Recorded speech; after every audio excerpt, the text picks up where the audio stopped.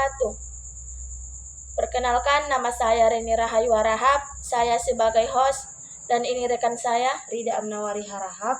Nah, di sini kami akan menceritakan tentang kisah Sampuraga. Cerita rakyat Sampuraga. Bulan tampak menyinari tanah desa terpencil di padang bola. Suara lolongan anjing hutan mengalun diantarkan oleh semilir angin malam. Sampuraga menengadah menatap bulan dengan perasaan gundah. Ucapan tuan tanahnya 3 hari yang lalu membuatnya sulit untuk memejamkan mata. Masih belum yakin kau Sampuraga? Tanya Tondi yang setia mendampingi Sampuraga. Sanggupnya aku merantau, apalah payahnya cuman berjalan jauh, jawab Sampuraga. Tondi menghela napas sejenak sebelum kembali bicara.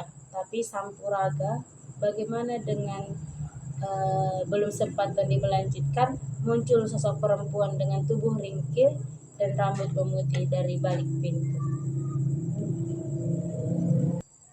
Bagaimana sih Kak cerita Sampuraga itu? Nah, jadi cerita Sampuraga ini kan sebenarnya ini adalah orang Mandailing, ya kan, orang Mandailing gitu. Nah, jadi ceritanya itu seperti seorang ibu gitu kan dan anak yang mereka tinggal di desa dan mereka itu memang memiliki ekonomi yang kita katakan rendah gitu kan. Akhirnya si Sampuraga ini memutuskan untuk merantau. Bagaimana caranya agar mereka bisa mengubah nasib mereka jadi yang sederhana menjadi berkecukupan lah dikatakan. Nah, jadi ketika si Sampuraga ini ya kan mau merantau dengan si Tondi gitu ya kan, akhirnya apa? Ibunya datang gitu kan. Ibunya datang untuk menyampari mereka gitu ya kan. Nah, jadi ibunya berkata kepada anaknya gitu bahwasanya belum tidur kau nak, katanya kayak gitu. Belum tidur kau nak, kayak si ibunya tadi gitu kan. Kemudian anaknya menjawab, apa itu mak, katanya kayak gitu. Kemudian selanjutnya kita kan mendengar gitu kan pertanyaan Sampuraga gitu kan membuat membuat ibunya jadi kayak terdiam sejenak gitu ya kan. Nah, kemudian ibunya datang menjumpai mereka lagi gitu. Ibunya menyampaikan bahwasanya ibunya sudah menyiapkan makanan malam lah kalau kita istilahkan saat ini. Ibunya itu menyiapkan kayak kalau di kampung itu ada istilah masakan holat gitu kan. Kalau memang Reni tahu pakat gitu kan, ada pakat, ada holat gitu kan. Nah, itu adalah makanan kesukaan si Sampuraga gitu ya kan. Nah, sampai ibunya juga berkata gitu kan bahwasanya kayak mana nanti kalau kamu merantau, siapa yang mau masakan kesukaanmu, kamu juga tidurnya cukup lama gitu kan, sampai 1, 2, 3 hari, kata ibunya si Sampuraga. Kalau nanti kamu merantau, bagaimana, apa yang terjadi, gitulah ceritanya. Oh gitu ya Kak, cerita tentang Sampuraga yang menceritakan tentang ibu dan anaknya yang tinggal di desa. Cobalah kakak ceritakan tentang kisah Sampuraga ini. Nah, jadi kisah legenda Sampuraga yang tinggal di desa di Kecamatan Angkola, Kabupaten Mandailing, Provinsi Sumatera Utara. Nah, jadi cerita Sampuraga ini ya kan menceritakan tentang ibu dan anak yang memiliki ekonomi rendah. Nah, jadi si anak ini minta izin ya kan kepada ibunya untuk merantau.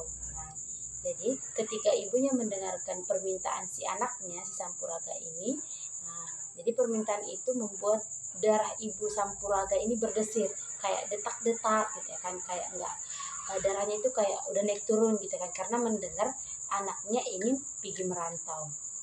Nah, kemudian ibunya bertanya kepada anaknya, kau mau pergi kemana?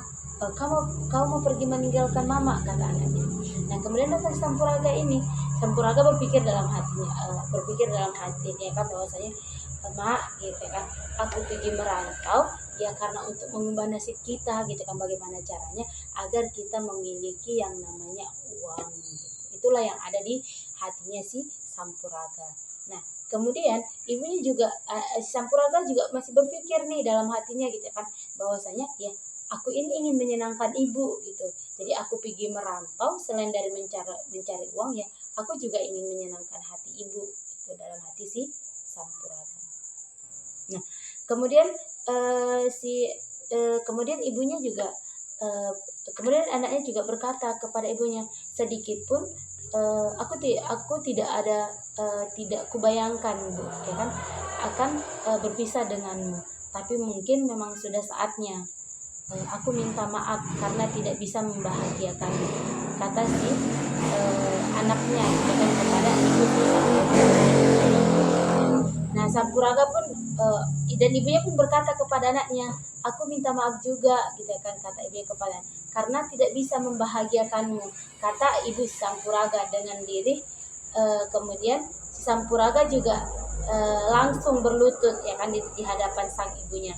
Terima kasih ibu, ataupun kalau di Mandailing itu sering disebut terima kasih Uma gitu kan, terima kasih ibu gitu kan, karena Sampuraga akan berjanji ya kan, Sampuraga berjanji akan kembali setelah berhasil. Nah janji Sampuraga kepada sang ibu bahwasanya ketika dia sudah sukses dia akan kembali kepada ibunya. Nah kemudian setelah si Sampuraga pergi merantau gitu kan, dan diberangkatkan oleh ibunya gitu kan, akhirnya berhari-hari mereka berjalan gitu kan, berhari-hari Sampuraga dan si Tondi temannya tadi berjalan untuk melewati hutan belantara dan beragam perkampungan ya kan, akhirnya mereka tiba di sebuah tempat yang bernama Pidoli. Nah di Pidoli ini juga masih terletak di desa di Mandailing gitu kan. Nah jadi Sampuraga ini terpesona gitu kan usai melihat kemakmuran dan kesejahteraan di wilayah Pidoli tersebut. Nah kemudian ketika si Sampuraga ini melihat ya kan, dilihat-lihatlah gitu kan, bahwasanya dalam sebuah keramaian ya kan, mereka mencoba gitu kan untuk mendekati saudagar-saudagar yang ada di situ. Nah kemudian si Sampuraga ini menuruti saran dari si Tondi tadi gitu, ingin mendekati si saudagar-saudagar yang ada di kampung itu, dan mereka juga memperkenalkan diri mereka dengan mengungkapkan keinginannya untuk bekerja pada sang saudagar tersebut. Nah kemudian saudagar itu pun mengabulkan permintaan si Sampuraga.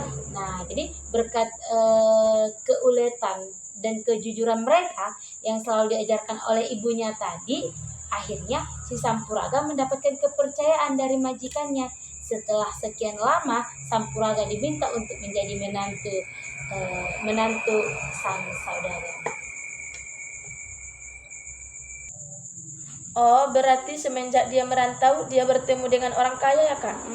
Kemudian dia bekerja sama dengan orang kaya tersebut. Iya betul. Berkat kejujurannya dalam bekerja, akhirnya dia diangkat menjadi menantu. Iya.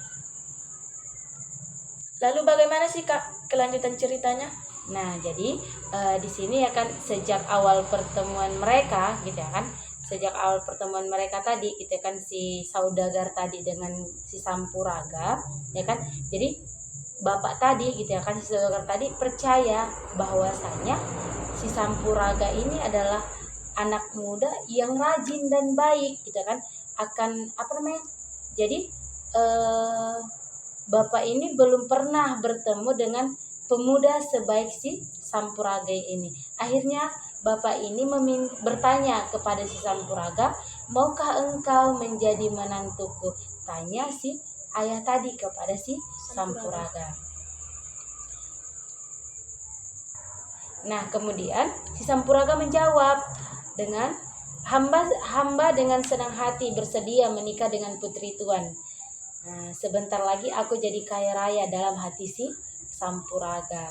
Sebab dan si Tondi pun mendengar hal tadi gitu ya kan, mendengar mendengar perbincangan tadi gitu ya kan. Nah kemudian si si Tondi menegur si Sampuraga, kamu jangan sombong. Nah, seperti itu. Nah, kemudian kabar pernikahan ini setelah si Sampuraga menerima tawaran dari bapak tadi, akhirnya apa?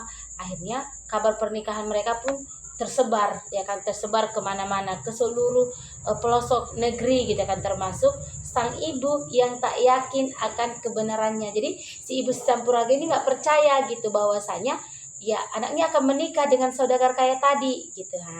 Nah, kemudian kan selangkah demi selangkah pun dia tempuh untuk sampai ke negeri Pidoli di Mandailing tadi. Nah, begitu tiba di negeri Pidoli ya kan, ibunya tadi, wanita tadi gitu ya kan, disambut dengan suara gondang gitu kan, gondang sambilan. Nah, yang menandakan adanya kemeriahan pesta di desa tersebut. Nah, dia terkejut melihat seorang pemuda yang dikenalnya duduk berdampingan dengan seorang putri yang cantik jelita. Nah, kemudian Ibu Sampuraga ini menerobos untuk masuk ke dalam barisan depan keramaian tersebut.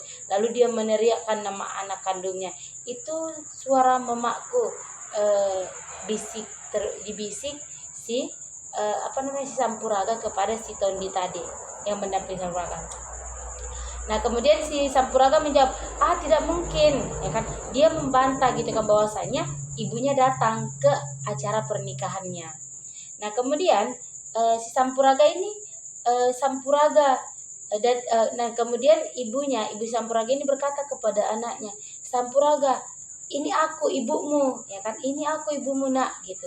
Nah, berkali-kali si Tondi meyakinkan Sampuraga, tetapi si Sampuraga justru mendadak malu dan murka. Ketika apa? Ketika dia melihat ibunya datang dengan pakaian kusut, dengan pakaian combak-cambik, gitu kan. Sementara dia sudah menikah dengan putri yang kaya raya.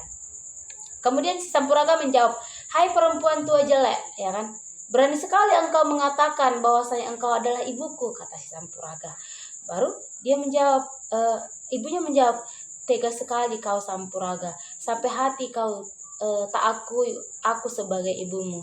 Akhirnya ibunya pun menundukkan, ya kan, menundukkan kepalanya gitu ya kan, dan dan ibunya ini datang gitu kan, datang kepada anaknya gitu kan, datanglah kau nak kepadaku dan minta maaflah kepada aku sebagai ibumu, kata ibunya. Nah, kemudian si Tondi menyuruh si Sampuraga untuk minta maaf kepada ibunya bahwa itu ibumu, seperti itu. Namun si Sampuraga justru memanggil pengawal, ya kan? Sampuraga ini tidak mau minta maaf kepada ibunya, dia malah memanggil si pengawal untuk mengusir ibunya sendiri. Nah, setelah ibunya meninggalkan pesta mereka, gitu kan, ibunya berderai air mata. Ibu Sampuraga pun berdoa kepada Allah, ya Allah, bila memang pemuda itu benar Sampuraga, maka berilah dia pelajaran. Nah, karena dosa yang paling besar adalah durhaka kepada orang tua. Nah, jadi kesimpulan dari cerita Sampuraga ini, kisah seorang ibu dan anak yang tinggal di desa. Kemudian si anak merantau dengan tujuan untuk membahagiakan ibunya. Setelah dia sampai di perantauan, dia bertemu dengan orang kaya. Akhirnya dia menjadi orang sombong, tidak mengakui ibunya.